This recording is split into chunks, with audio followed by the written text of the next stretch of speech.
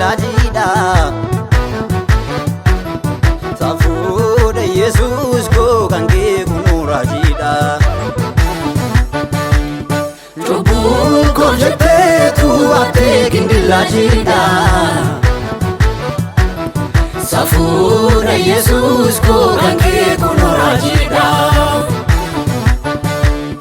Safu geleenca karaani ho sinfaarsa braba goofni ho Safu geleenca karaani ho